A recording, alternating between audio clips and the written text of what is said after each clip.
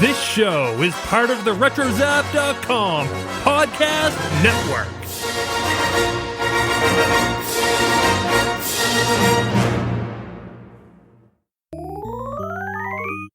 Hi, this is Joey, and today's show is brought to you by TeePublic. Go to the Animanicast TeePublic store by visiting teepublic.animanicast.com. I'm Nathan. And welcome everybody to episode 56 of the Animanicast. Hey, God, Brain, amazing! I get it. You shrink all the TVs and everyone will get all squinty-eyed. Brilliant, Pinky. Oh, wait, no. What if we want to use a plan that works? Oh, well, that's different then, isn't it?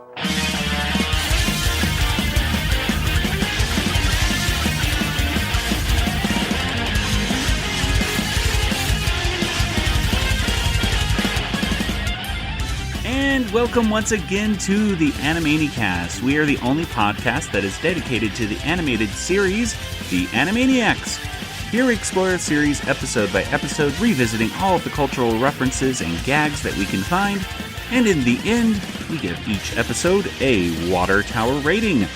I am Joey, and joining me once again are my co-hosts, Nathan. Amazingly fantastic stuff! And Kelly. Hi there. And today's episode it's a milestone for us, I suppose, because for the first time ever, not only is Kelly in Georgia, but Nathan is not in the same room as me. What? Uh-oh. That's right, Nathan has moved to Los Angeles, City of Dreams, and where Nathan is right now, living with his wife. Uh-huh. Yay! So, Yay. How's life in LA so far, Nathan? How's the weather? It's much cooler than hot Tucson. There you go. I guess. That's your weather report. Thank you. Daily weather report.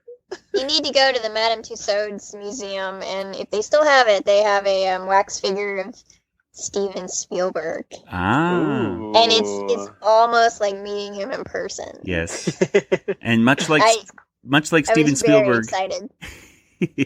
Much like Steven Spielberg, he also does not do autographs. So please do not ask the wax museum. Steven did autographs at Comic-Con. Oh, he did? Oh, I take it back. I saw video of it. I was dying. I was like, I would have spent the money to fly in a plane and go and meet Steven Spielberg. Well, I did see it. I did see it. One of those called an online auction for a Steven Spielberg autograph on a picture of E.T. the other day, and I almost looked into it, but I wasn't quite sure if it was an authentic autograph or not. So I looked. I kept have going. a fake one. I mean, I think it's. I know I have a photo, but I don't. I want to say it's just like a reproduction. Yeah. With an autograph on it. Yeah. Well, as we move forward, so this is going to be an interesting thing with wonderful audio, I'm sure, via Skype. So thank you so much, Skype, for all the audio issues that we'll have. But moving forward, today's episode features a bunch of really funny segments. It features a song called Schnitzelbank. It features some wonderful things that you can buy with the Helpinki formula. It has a French cartoon, sort of, called Le Poton and La Balloon, which I'm totally mispronouncing that, I'm sure. And it also features Chicken Boo once again in Kung Boo. Guys, what do you think about this episode in a few words? Nathan? I feel internationally cultured, or I guess something. And Kelly? Wax on, wax off. Very well said. Well, before we get going with our discussion, Nathan, tell us, when did this episode first premiere? Oh boy, okay, this is exciting. So this first premiered on Thursday, February 17th of 1994, which was, of course, the birth date of the 2013 American Idol finalist and singer-songwriter Angie Miller, a.k.a. Zealand. It was also one day before Marta Figueres, Dottie, won a Cup of Noodles Hawaiian Ladies Golf Open. So, not a lot happened on this. The Cup of Noodles I should Golf also- Open? Yeah. The Wow. Cup of Noodles Hawaiian Ladies Golf Open. Oh, So, that one. Yeah, I it's watch that pretty every year. awesome. And I should clarify, Angie Miller wasn't like, she was the top 3. So, Okay. when I say finalist. But, yeah, What a date in history. what a date. I could just I go can on and easily on. say that this episode of Animaniacs was the best thing that happened on that date. Yes, I There you can. go. That is very true. It's all about comparison, right, folks? So, Right? so Where were you on this day? when the Cup of Noodles Open or whatever was going on. Okay. Anyway, so today's episode starts off differently, and I totally skipped the opening credits like I normally do on Netflix because I just figured that it was going to be the same as always. So I did the whole little scan forward, like, Oh, I did that. I And- did that too. But, well, Nathan, what's I did different? not do that. What's different about this with this particular episode's opening? It's in a different language. It is. I think. Ah! Voici l'heure des Animaniacs. On a disjoncté un max. Soyez cool, soyez relax. Sur le rire, pas de tache. On est les Animaniacs. The whole thing is done in French, and the it's kind of like the French cast essentially doing the opening. So it sounds, the audio of it sounds like a little, well, kind of canned. Doesn't sound as good. Yeah, it's so there you go. So Kelly, you'll have to re-listen to that because Yeah. because even though the opening variable is here, here's the show's namey, it was done in French and everything. So you get to hear what the characters sound like in French. Qui sont les amis qui ont des drôles de manies. Animaniacs. On se marre un max. I thought it was funny. I don't know. I was like, what? I don't know. It was surprising. It was. I wanted to try to, since I was watching on Netflix, I was like, oh, I wonder if I can watch this in a different language and see what, but they only have English. Is the only, but that would have been interesting to see if in Spanish it's still in French. Yeah, I tried putting it on closed captioning while, for the Netflix thing, just to see if it was like, because I couldn't really recognize the language just based upon the song, and I was just assuming it's French. But on the closed captioning, it doesn't even put anything. I think it may be at the beginning. It might say speaking French or something, or singing French. Yeah, but, it says singing in French at the very beginning of it. So yeah, that's it. It doesn't give you the each verse though in French, which is kind of a bummer. But whatever. Hey everybody, here is some post-recording information. Some interesting stuff. Well, at least for me. We talked about in this episode how the Animaniacs say, like, here's the show's namey, but they say it in French. Well, that's not true. Actually, if you take the French lyrics and then you translate them into English, you get quite a different theme song. Some of it is similar, but at least according to the lovely Wikipedia page, some of it is quite different. So here it is, the English translation of the French lyrics. This is the time for Animaniacs. We broke a max. We broke a max? I don't know what that means. Be cool, be relaxed. On laughter, there is no tax. We're Animaniacs. We are Yakko and Wacko. I'm Dot, their little sister. To liven up the studio, we played agitators. As they did not like it very much, they locked up the Warners. We fled, and here we are for your delight. We're Animaniacs. Dot charms you. Yakko explodes. Wacko is super greedy. And Bill Clinton plays the sax. We're Animaniacs. There's Pinky and the Brain, who want to rule the universe. Whoa, that actually matched. The pigeons are zealous. Rafifi, which is apparently the French name for Slappy, throws a tantrum. Tobo, the French name for buttons, not boutons, whatever, pursues Mindy. Rita recites a verse. The authors freak out. We throw their scripts out, and it is desperate. We're Animaniacs. We sign contracts. Our follies make you disorderly. follow us to make pranks. The Animani that make mischief. Dot says, who have funny mannerisms? And they all say, Animaniacs. We're laughing to the max. So there you go. Yeah, that's the that's that. So back to the show.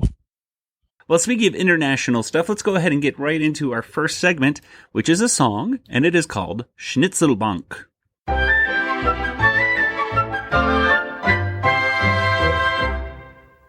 And Schnitzelbank was written by Randy Rogel and Paul Rugg, and it was directed by Greg Reyna.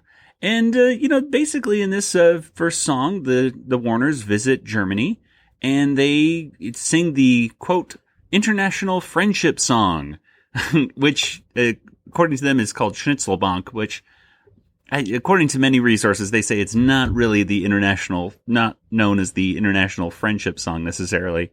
But they sing the song, and throughout it, they're there with Dr. Warner. I can't even say his name. Here we go. Do it. Professor von Schnitzelpuss-Kraken-Scheitmeier, or whatever. Anyway. Professor Otto von Schnitzelpuss-Kraken. Professor Otto von Schnitzelpuss-Kraken-Gescheitmeier. So that's how you say it. Anyway. That's an incredibly long name to say. It is. So anyway, they sing the song, and they, of course, eventually basically start making fun of his Otto's butt. They take off his pants, they take off his shirt, and they basically get kicked out of the German town by Otto because he's no longer dressed. And there you go. That's the end of that song, and that's it. So a couple quick references to it. Number one, Jim Cummings does the voice of Otto in this. However, in the soundtrack, it's a totally different voice actor, and I believe it turns out to be it's Jess Harnell doing the voice of Otto on the soundtrack. That's the version I'm more used to. Is the version on the soundtrack, because you'll hear that over and over again. And that's honestly, that's the version I prefer. I think Jess Harnell, I just like his voice is a little bit better. So just for comparison, here's the Jim Cummings version of Otto. Dankeschön and welcome. It's a wonderful day in the neighborhood, yeah? Now, let's do the international friendship song, yeah? Ja! And here's the Jess Harnell version. Dankeschön, mein kleine Kinder, und willkommen. It's a wonderful day in the neighborhood, yeah? Now, let's do the international friendship song, yeah? Ja! There you go. But, that was a small difference right there. And the only other thing I could see, well, actually, there's a couple little quick things. Possible connection, when they showed the cuckoo clocks, the little blue bird popped out, and it kind of looked like the little blue bird in Wild Blue Yonder. Remember that baby bird that we saw? Cutie. He kind of looked like that bird. And some people say that the song Schnitzelbank, which, by the way, a Schnitzelbank is like a drawing horse kind of a bench that you can sit on while you're holding an axe or something like that, and kind of. I think it's one of those things where you kind of pedal it and then the stone moves around. I could be wrong, but it sounds like in descriptions like it's one of those things where you grind the axe and you make it sharper, perhaps. I don't know. But the song Schnitzelbank I think it was actually featured in one of the Marx Brothers films as well, Horse Feathers. So possible connection once again to the Marx Brothers. But, other than that, that's pretty much it. That's all I got. What are some moments that you guys liked? What was funny about this opening song? What did you like? I liked it when Otto asked Yakko to do to sing, and he's like, "We're just getting warmed up." Hey, you kids is pretty good. We're just getting warmed up. Ist das nicht ein Autos Gatt? Ja, das ist ein Autos Gatt. Ist das nicht ein Autos Butt? Ja, das ist ein Autos Butt. Autos Gatt, Autos Butt. Oh, ne schöne Schnitzelbank. And you kind of know when he says that, or I think it was Yakko that said that, but you can tell that they're getting ready to act crazy, and Yeah. annoy Make a new him. special friend. Uh-huh. Yeah, so I thought that was funny. Nathan, what about you? I liked Wacko's line of the incredibly long name to say. Of like, it didn't even rhyme. Like, just like, Here, I've got one. Ist das nicht Autobahn Schnitzelbus Krankengescheitmeier? Ja, das ist Autobahn Schnitzelpuss Krankengescheitmeier. Is das nicht an incredibly long name to have to try and say? Ja, das ist an incredibly long name to have to try and say. Keep round this, great big kiss, piece of bread, Wacko's head. Oh, the Schöner, oh, the Schöner, oh, the Schöner Schnitzelbank. I personally like the part where Yakko goes, Are we having fun yet? in like that enthusiastic, like sarcastic way. That it was just a perfect tone right there from Yakko. Overall, just a really fun thing. You know, it's a fun song to sing. And I don't know about you, but Kelly, when I would sing this song, I would sing everything, but I would never be able to say the Otto's full name. It's a very hard name to say. I've never been able to say it. No, I've never really tried. But yeah, I do remember singing this song quite often, at least every other word except for his last name. Anyway.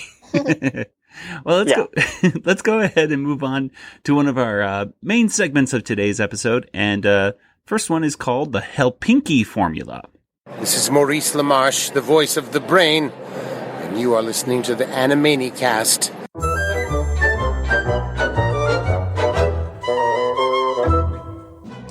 And the Helpinki formula was written by Gordon Bresic. It was directed by Adu Payden and Dave Marshall. And Nathan, tell us what happens in the Helpinki formula. so we have a Pinky and the Brain cartoon where Brain is trying to take over the world. So in this episode, or segment, or whatever you want to call it, he has concocted a formula that will shrink anything, but in particular he wants to shrink people so that he will be the biggest thing, I guess, or the biggest creature, and then he'll take over the world that way, and he does it by selling it through infomercials. But the thing is, only give one drop. Because if you do more than one drop, unstable reactions will occur, which Cats and dogs living together, mass hysteria. Yeah, mass hysteria. It turns everyone into Swedish dancing polka people. Not Swedish people. Let's get this straight. They turn into Swiss Alp yodelers or something. Yeah, okay. From Switzerland. The Swiss. Always, you never expect the Swiss. Yes, it's a very unexpected reaction, that's for sure.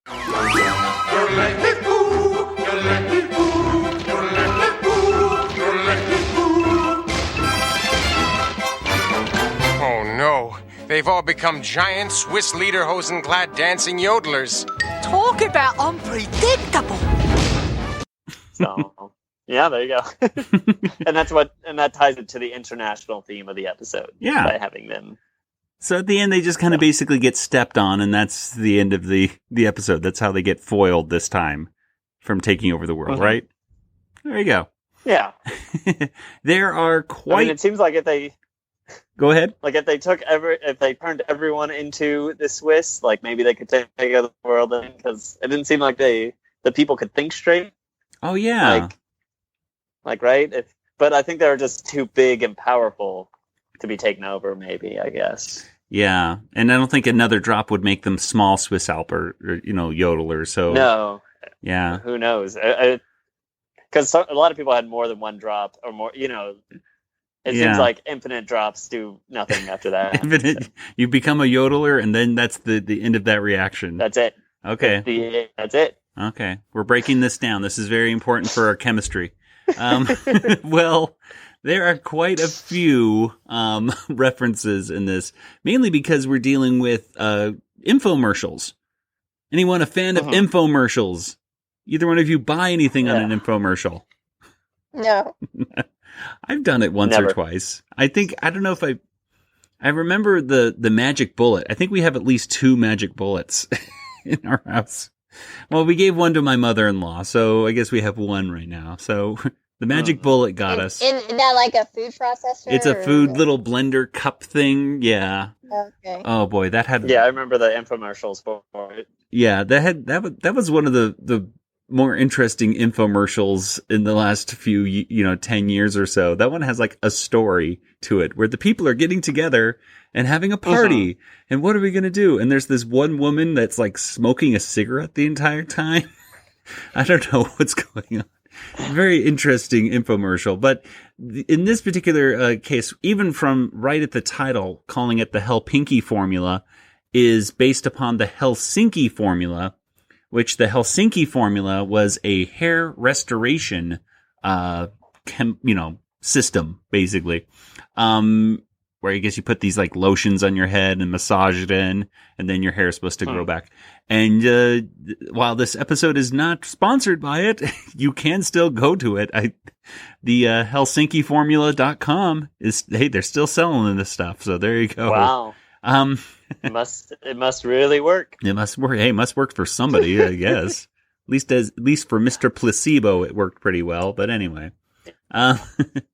It also references the show Amazing Discoveries, which was a kind of like an infomercial. It advertised various products. They call it Amazingly Fantastic Stuff on Pinky and the Brain right here. But the original show back in the 80s and 90s was called Amazing Discoveries. And I don't know if I'm assuming like Ron Popeil used to go on the show every now and then. Ron Popeil with the pocket fisherman and stuff like that, of course. The pocket fisherman comes complete with fishing pole, tackle box, and potty. He may be small, but he eats. Pinky at one point is like using a flamethrower on a Mercedes or some kind of big car, saying, "It's amazing, it's fantastic." And now, please welcome my assistant, Pinky. No, it's amazing! It's fantastic!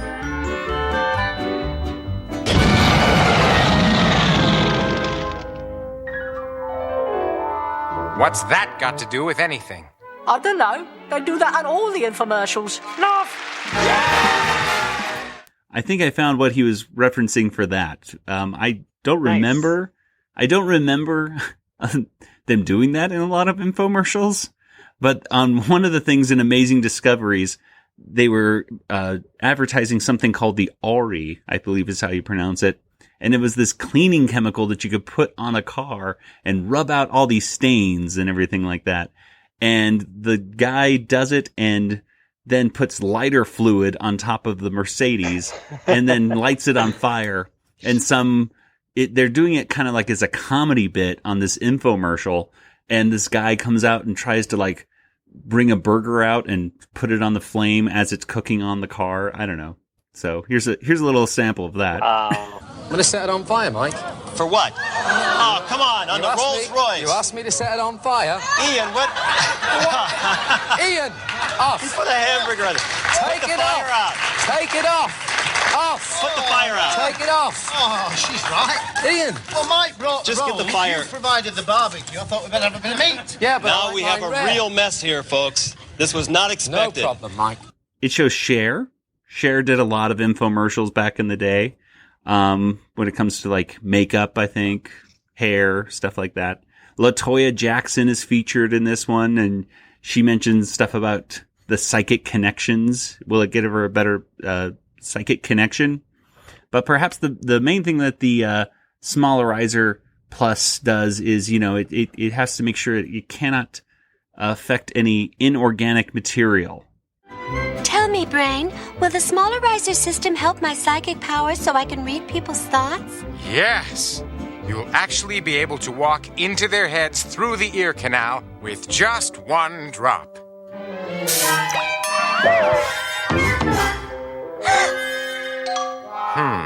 Her nose must be inorganic material. So the nose, of course, doesn't shrink.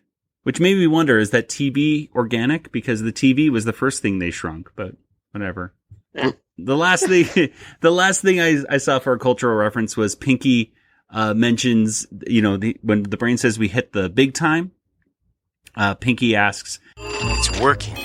Now we've finally made the big time." You mean Lyle Waggoner is here? And I had no idea who Lyle Waggoner is, but he was actually an actor. He's most known for being a regular on the Carol Burnett Show, but he was also Steve Trevor and Steve Trevor Jr. on the Wonder Woman television series in the 1970s. So sort of a connection kind of to current pop culture, I suppose, right? Because the movie. But there you go.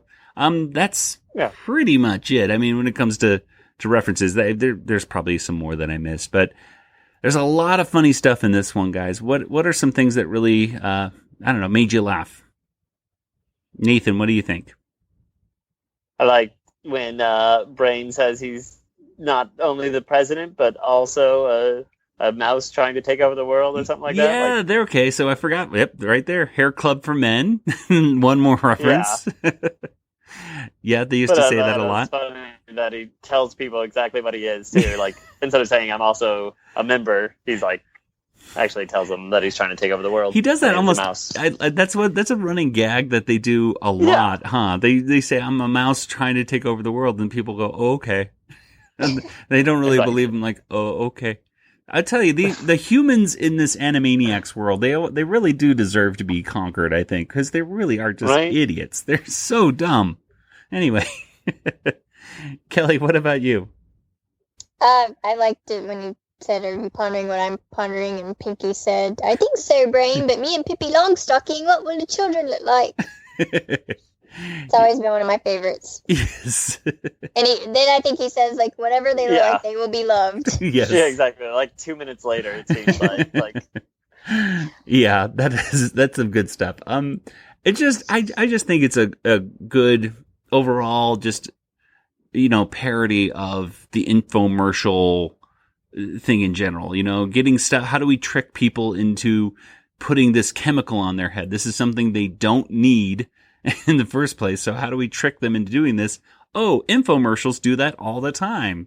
Perfect solution. Didn't Chuck Norris do the Bowflex? Oh, he did the Bowflex. And of course, Suzanne Summers, they're going to, make the Thigh Master, which they were kind of, it seems like they were making fun of Suzanne Summers, sort of, with that device. Oh, it was called the Slavic Tushercizer, is what that thing was called. What that woman had an enormous, I don't know if that was making her butt bigger or smaller, but she obviously was doing something to her butt. It was, she needed work one way or the other. I don't know which way she was going on that Tushercizer, but it was working. Maybe. Anyway, he was doing something. Any other moments, guys, that you thought were cute or anything like that in this? I like when Brain shrunk the TV, and then Pinky first thought that, oh, you want to shrink all the TVs and make everyone squinty-eyed. And I mean, that seems like about as plausible as most of Brain's ideas. That's true. When he's like, oh, how about an idea that will actually work? And he's like, well, that'd be different. But yeah. But he's like, come on, Brain. Actually, like when you think about it, Brain, that's like, it's not that far off from your normal theories. So come on. Yeah, exactly. A lot of,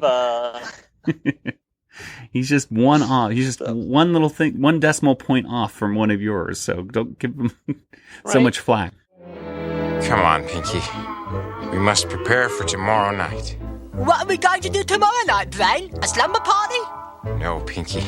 The same thing we do every night. Try to take over the world. They're Pinky and the Brain. I don't see why those Warner brats can't tease their own commercials. Hey everybody, it's time for another commercial, and this was once again for the wonderful folks over at TeePublic. You can head on over to the Animanicast store by going to teepublic.animanicast.com, and there you'll be able to see a big collection of not only Animaniacs, Pinky and the Brain, Freakazoid, and Tiny Toon designed shirts and apparel, but a lot of them are actually mashups with other pop culture franchises that you might enjoy. For example, Pinky and the Brain and Doctor Who, or Pinky and the Brain and Breaking Bad, or Pinky and the Brain and Rick and Morty.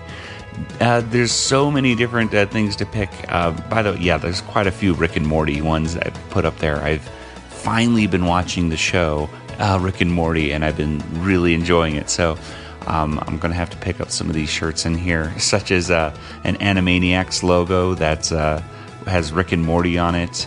There's also a Tiny Toon Adventures / Tiny Rick mashup that is pretty enjoyable.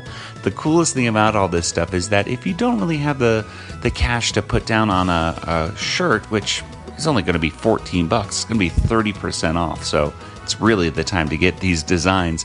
But if you don't have enough for some of the shirts and sweatshirts and stuff like that, heck, you could just get a sticker. The stickers are only a couple bucks, and they look really fantastic. I bought a few, and I've been putting them on the inside of my bathroom mirror. So every time I open it up to get my toothpaste out, I see some cool, like, Stranger Things / Freakazoid designs and stuff like that. So head on over to tpublic.animanicast.com to see a full selection of these different designs. By purchasing it through that, you're not only helping the designer who made that design, but you're also throwing a few cents towards the Animanicast. So we appreciate your support. Head on over to tpublic.animanicast.com. But let's go ahead and move straight on over to a very good Mindy and Buttons cartoon called, let me mispronounce this once again, Le Bâton et la Ballon.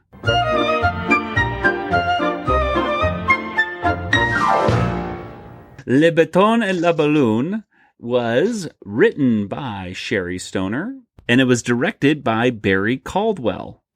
And Kelly, tell us, what happens with, Buttons and the balloon? Okay. This is one of the better Buttons in Mindy's cartoons, I think, and it's all in French, and his name is Bouton in French, and Mindy has a balloon, and she's playing with it in the yard, and Mom comes out, and she calls her Madame, and instead of lady, and she's playing with the balloon in the yard, and then it flies away like balloons do, and she chases over it over this sharp iron fence with points at the top of it, and it tears the tether that she's hooked to, and she's free. And Buttons has to go and jump over the pointy fence, and then he's like screeching because apparently he got injured, and he's chasing her through the streets of France. And it's got a lot of little things that happen in it. You see a little girl in a hat, and that's Madeline, based on some children's story books. And I remember as a kid there used to be a cartoon where Madeline had to go to the hospital and have her appendix out, and it was just one of those, I think it came on Nickelodeon or something. I think you're right. So I would see that a lot. And then they walk by the Notre Dame Cathedral, and the Warner siblings are there, and they're going Sanctuary, which is a reference to the Hunchback of Notre Dame. And the book, not the Disney movie, right? Which is nothing like the book. It's a good movie, but it's a very good movie. I love that movie, but whatever. Yeah, the ending is very different. Yes. Yeah. And she encounters you also see the mime from Mime Time. And who actually has a line. He goes, let out. Yes.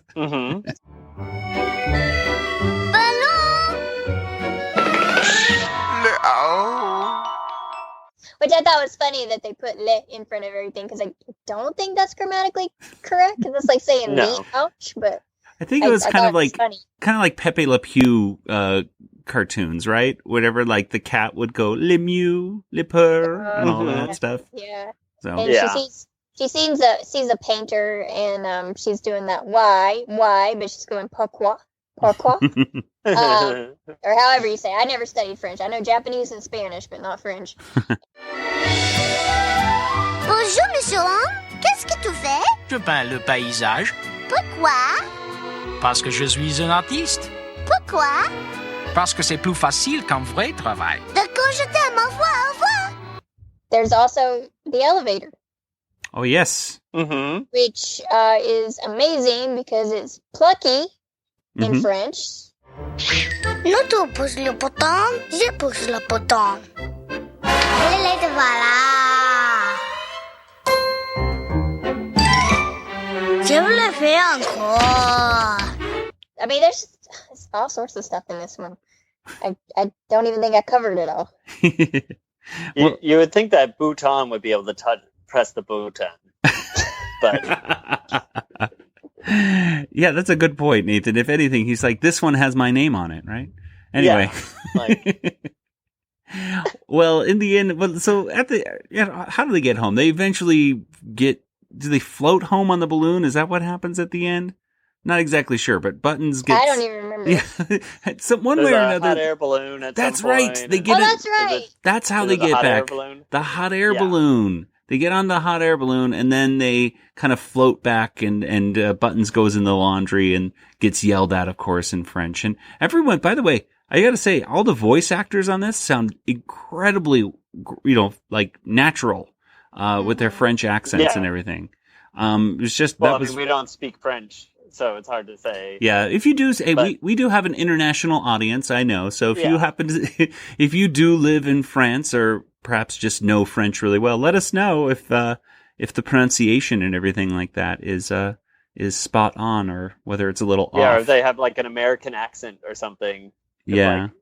I don't know. Well, it sounded very well, rehearsed, Mhm. and they didn't seem to stumble over any of the lines. Because if I tried to say any of that stuff, it would be very halting. That's true. Well, I actually did reach out to Nathan Ruger yesterday on Twitter, and I asked him if he had any memories of speaking French as baby Plucky, and was it hard to do, and if he got any coaching on it and things like that. And of course, Nathan Ruger responded back to me in French. and then he was getting into a conversation, sort of a conversation with one of our other listeners who wrote in French, "Buttons go down the hole," and he wrote in French, "You don't push the button, I push the button." And of course, Nathan Ruger put some fantastic gifs of baby Plucky pushing the button and saying "ew," or actually he wrote "le ew" on the thing. But anyway, he wrote in French, thanks to Google Translate for this answer, by the way, that he said that it wasn't very hard for him and that he had studied French. So there you go. So Nathan Ruger, what a great childhood he had, be able to get to learn a little bit of French when he was a kid. Because I know when I was his age, I could barely speak a little bit of Spanish, let alone French as well as he did. What Spanish I knew, I learned from Sesame Street. Exactly. Right. And that was like, learn to count to 10. He actually got paid to speak French, too. Usually, people learn a new language, and you don't ever get to really use it. But exactly. He got paid to do it. Well, sort of. I don't know what the scale is when your dad is the producer and you're just the son. I don't know if you really get paid. It might be one of those things where you're like, well, son, you're getting paid with a roof over your head for this, so... Yeah, I mean, I think it goes straight to his dad. But I don't know how childhood acting works, but you got to pay the actors or whatever. You got to pay them, right? Yeah, sure. Yeah. You got pay for play contracts or something. Exactly. Well, though, it comes to references, of course, the movie, the cartoon itself is a reference to The Red Balloon, which was a French movie, I believe in 1956, actually kind of more of a short film. Have either one of you seen that French film right there with the boy? No. No? Oh. No. It's a good film. It was on Netflix or Amazon Prime. It might still be up there. I remember watching it actually as a kid, and I'm not exactly sure if I saw it maybe on Nickelodeon or perhaps on, I don't know, HBO or something like that as a kid, but I remember watching it. It's a French film, but there's not much talking in it. It's just about a kid who it has a red balloon, and the balloon itself kind of has a personality a little bit. The way it moves in the wind, a little bit kind of like American Beauty, where like the paper goes in the wind and it has this kind of like story to it. It's very much the same kind of thing with the red balloon. At least that was from my memory of it. And of course, I hate to do spoiler alert right there, but it doesn't necessarily end that well for the balloon. I think I think the poor balloon gets popped. I'm not exactly sure. It's been many years since I've seen it. I don't know. I think there is a happy ending to it. I'm not exactly sure if the boy just gets a new balloon or if somehow the balloon is able to get fixed, but I seem to remember not being depressed after I saw it, but those are just my memories in the back of my head. What do you guys think? What are some moments in this cartoon that stood out that you thought were funny or anything like that? I just really enjoyed seeing it all in French and everything. The talking to the painter was very funny. The reason he's an artist is because it's easier than doing any other job or something. Yeah, easier than doing actual work. Yes, I think that's what it translates to. And like when his painting gets ruined, but he's like, oh, mwah! Like. Apparently he's satisfied with. Buttons introduced abstract art right there, which was cool. We almost missed Pablo Picasso, though. I wanted to see him perhaps in there, but anyway. Yeah. It was good. And boy, Mindy can really climb that. The second time I was watching it and I actually watched Mindy and the way she climbed, she can really book it up these buildings in the Eiffel Tower. She's just like 1, 2, 3, 4. I'm up the thing. So she has a great ability to climb up these towers in a very, very speedy way. Well, let's go ahead and move on over to our last part, which is called Kung Boo.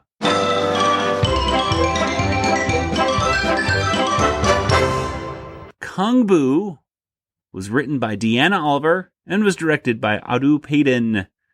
And in this one, well, we get to see Chicken Boo once again. And it's Mugu Gai Boo.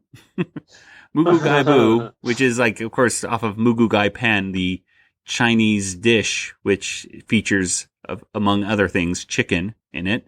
Mugu Gai Boo is in the Tri-State Karate Championship, I believe. And his teammates, they all know, one of which looks a lot like Ralph Macchio, Daniel-san, right? And of course, his coach is, what was his name? Pat Morita. Pat Morita as the sensei.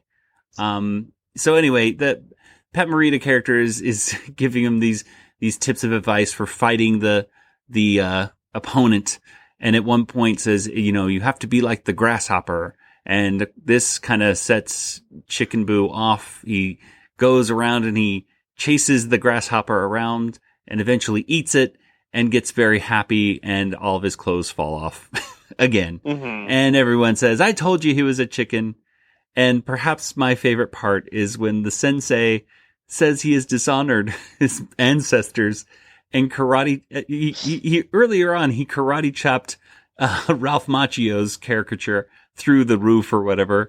And Pat Morita's character karate chops himself, and he flies backwards through the roof, which makes me laugh every time I see it. It's just so ridiculous.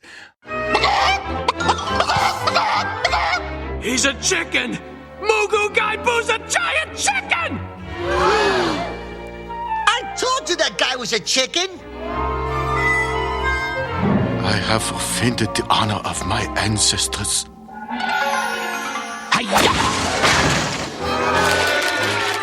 And then, of course, Chicken Boo just, gets kicked out of the championship and goes down that lonesome road like the Incredible Hulk episodes, off to another town.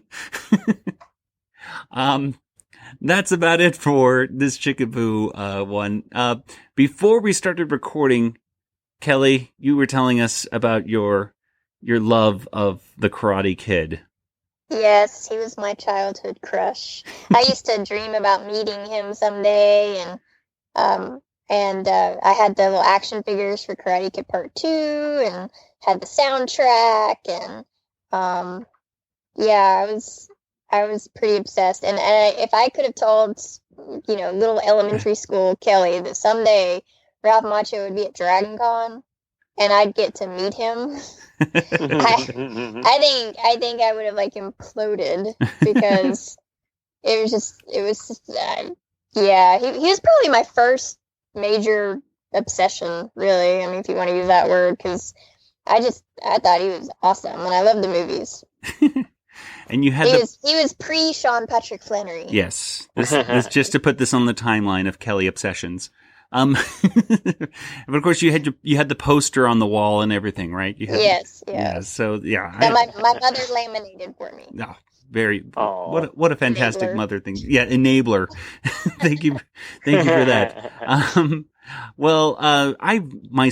the only one of the three of us that's never seen The Karate Kid. I feel embarrassed to say that. It was because Nathan, you've seen it, but you must have recently seen it though, right?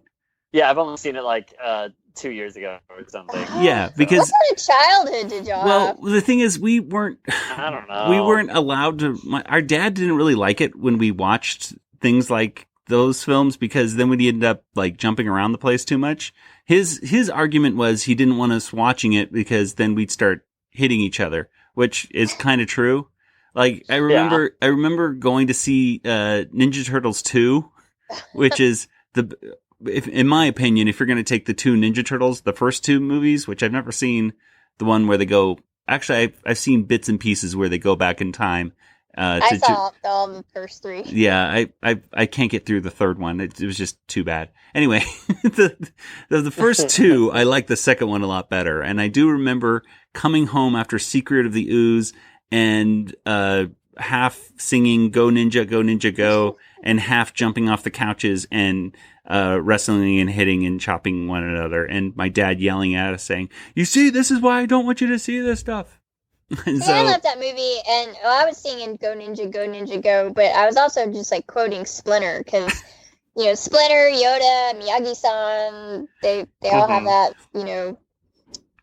calm, wise demeanor, and at that point where Splinter was like, "I made another funny," and I just thought that was just the last funny line of the movie, and I was dying because Splinter cracks me up. I was always Splinter when my brother and I would play Teenage Turtles. I had the little figure, and I'd go, "Michelangelo, you must be calm," and spouting random, fortune cookie wisdom, I guess. I don't know. I know there's a lot of Ninja Turtle fans that listen to us because of course of Rob Paulson being on both the original cartoon and the most recent rendition of it. And, it's so Ninja Turtles, you gotta love those guys. Anyway, let's get back to the, Kung Boo, of course, parodying Kung Fu, it was a TV show and everything as well. Look, the guy's a chicken, I tell ya, a giant chicken. It is time, Mugugai Boo. Remember, when the brave mouse squeaks, the elephant's tusk tremble.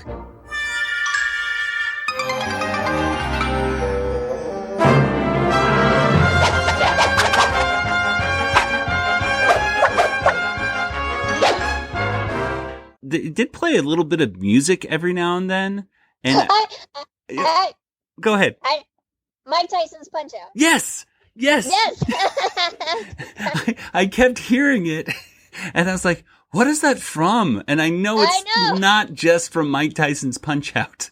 I don't know the original. Our listeners, some of our listeners are very good when it comes to music. I have no idea where that music might originally be sourced from, but when I heard it, I was like, is that when Piston Honda comes out and does his little eyebrow thing and does his little shimmy and everything? So.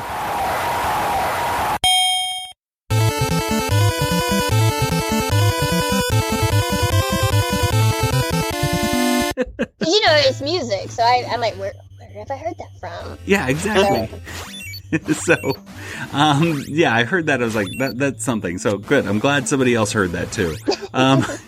And as far as I know, is there anything in the Karate Kid that deals with grasshoppers at all? No, but Kung Fu. The one with the Carradines, I believe, because he called him Young Grasshopper. Okay. I think I've never watched it, but that's a pop culture reference. I think there might have been something about like a cricket or a grasshopper in a matchbox. Something, I don't know. Maybe I'm mixing up a lot of these kind of kung fu things in my brain. Yeah, there's a lucky cricket in Mulan. That's right. Okay, well, and of course in Karate Kid, I know they did grab a fly with a pair of chopsticks, right? So bugs are big in kung fu karate movie things. There's also one of the other karate students. I think he's one that kind of looks like Johnny, the blonde. Right. But maybe it wasn't him. I always have so much trouble remembering exactly if I'm not looking at it. But one of them said, he's the best of the best about Chicken Boo. Uh-huh. And if you had seen Karate Kid, you would know that at the final fight at the end of the movie, they play this song called "You're the Best." Yes. Okay. And so I was like, I might be reaching, but calling him the best of the best when there's a song called "You're the Best" in the same scene with the tournament and everything, I was like, I think that's a nod. Yeah. You're the best around. So you know the song, but you've never seen the movie. Yeah, well. Hey, I know it's like I've seen like the trailers enough, so doesn't that count as something? Maybe. It's so good. It's so good. Like it's one of those just feel good movies. Like at the end, you're like, yay! Keep doing that. Okay, I will check it out next time. I promise. Next time I see it, on the Netflix. I think it's streaming, or it was. I'll check it out. Okay. I promise by the next time we talk about Karate Kid, I will have seen it. Anyway. Okay. Whenever that happens to be, please don't mention it next week. Okay. So. That was my plan. Darn. Well, let's get straight on over to our water tower rating.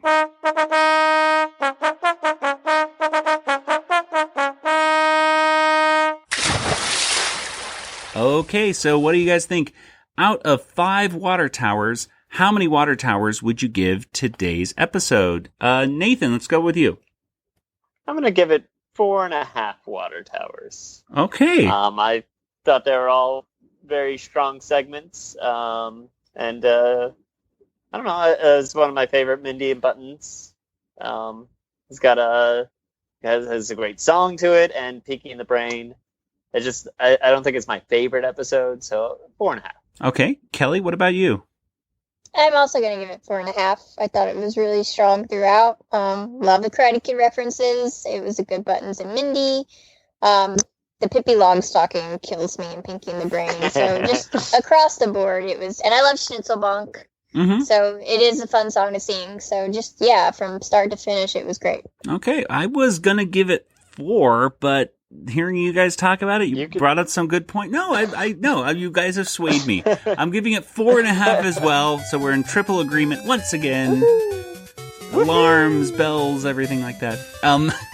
Yeah, because it's not only does it have a lot of great segments, but it seems to all have a cohesive theme of international kind of thing. So that's always bonus points when an episode is able to blend together so well. So yeah, really, really great episode of Animaniacs.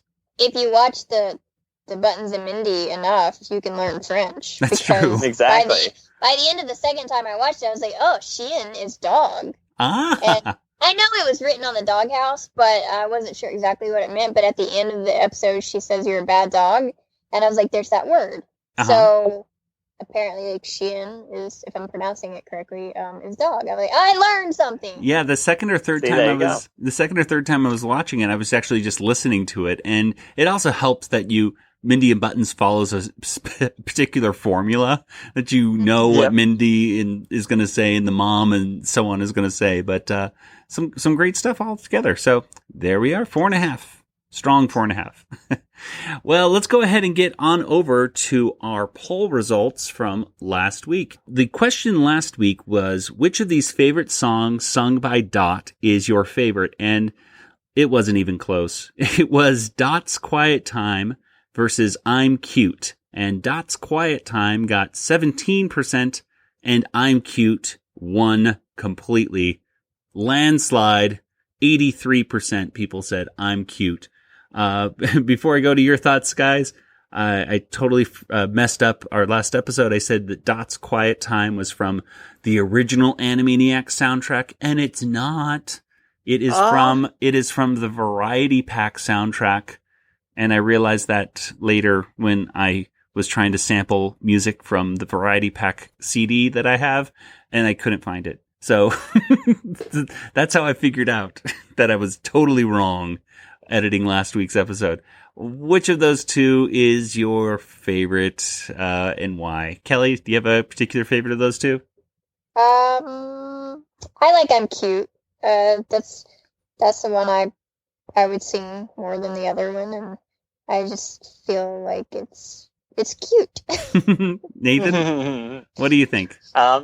Yeah, I also voted for I'm Cute, just because I thought it was fun hearing the other Warners changing their mind mid-song kind of feel.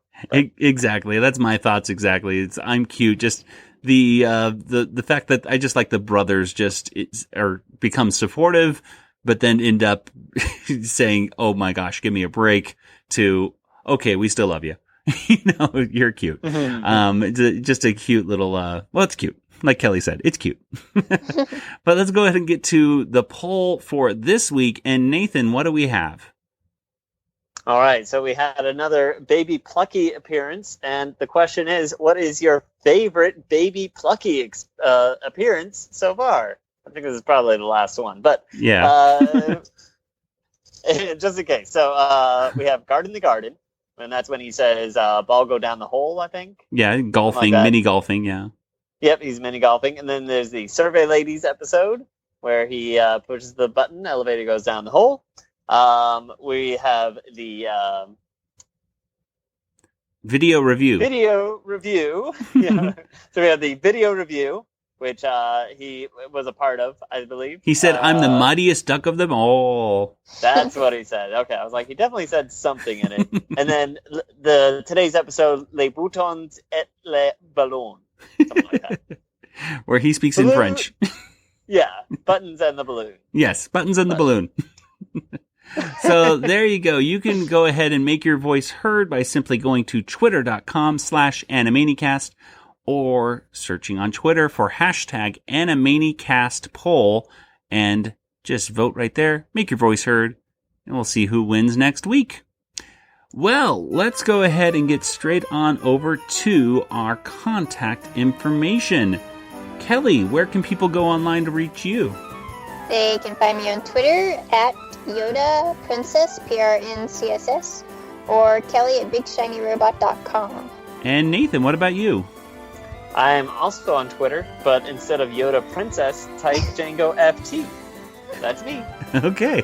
And you can also find us, the Animanicast, over on Twitter and Facebook and Instagram, and over at Animanicast.com, where you can see a full listing of all of our previous episodes and stuff like that. Subscribe to us on iTunes, Stitcher, etc. And you can email us, which is animanicast@retrozap.com. And speaking of retrozap.com, you should head over there for a bunch of fantastic articles. Every day there's something to read and something to listen to and something to see. Tons of podcasts as well, such as the ArgCast, Beltway Banthas, Brews and Blasters, classic Marvel Star Wars comics, the Deucecast movie show, Dunecast, Kanata's Castle, The Sandcrawler, Skywalking Through Neverland.